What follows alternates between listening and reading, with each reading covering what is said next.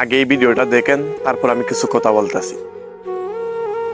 আসসালামু আলাইকুম। মানুষ কত খারাপ শুধুমাত্র আপনারা আমার এই ভিডিওটা দেখলে বুঝতে পারবেন। অনেক বড় একটা নৌকায় আসছি আমরা, মোটামুটি 5-6 জন। তো নৌকায় আমরা ত্রাণ নামাই দিছি। তো যাইতে গেলে আমাদের নৌকা লাগবো, তো আমরা নৌকায় উঠছি। নৌকাটা একটা রাস্তা পারাপার করবো, রাস্তাটায় পানি উঠে এরকম পানি। আমরা মানবতা দেখাইলাম যে ভাই আমরা নামি, আপনি এই রাস্তাটা পার করেন। নৌকারা ওই আনার সময় আমাদের অনেক কথা কইতেছিল, মানে ওনার ব্যবহারই ছিল অন্যরকম, কেমন জানি, মানে ওনার ব্যবহার অন্যরকম। উনি তার নিব না, মানে উনি অন্য কোনো ট্রিপ মারবে এরকম ওনার চিন্তা ভাবনা। তো আমরা চিন্তা করলাম যে এইটুকু রাস্তা আমরা একটু ওনার রাস্তায় আমরা সুন্দর করে পার করতে দিলাম। আমরা সবাই নেমে গেলাম যাতে নৌকাটা হালকা নৌকাটা পার করতে পারে। উনি নৌকাটা পার করে আমাকে ছুঁয়ে গেল না।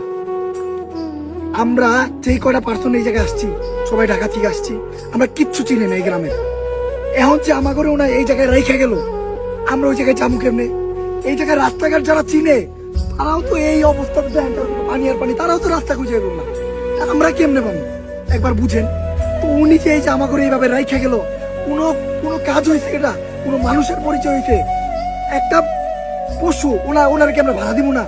ওনারা কিন্তু আমরা ভাড়াটা সবকিছু ঠিক করে নিই, ওনারা ভাড়া দিব, ওনার ভাড়া দেওয়া হয়ে গেছে, মাছ পথে ফেলা হয়ে গেছে। আমরা একটা পুরো নদী, যে নদীতে মানে চারদিকে তাকালে কিছু দেখা যায় না, ওই নদী পার হয়ে আমাকে যাইতে হবে। একটা মানুষ এতটা খারাপ হতে পারে তা কল্পনার বাহিরে। আপনি বিশ্বাস করতে পারবেন না যে একটা মানুষ কিভাবে তো খারাপ হয়।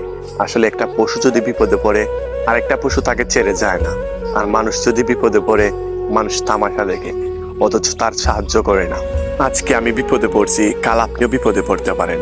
আসলে মানুষ হিসাবে আমাদের কর্তব্য মানুষের পাশে দাঁড়ানো, যারা অসহায় তাদের সাহায্য করা, যারা বিপদে পড়ে তাদেরকে বিপদ থেকে উদ্ধার করা। এটাই হচ্ছে মানুষের কাজ, এটাই আমাদের ইসলাম শিখিয়েছে।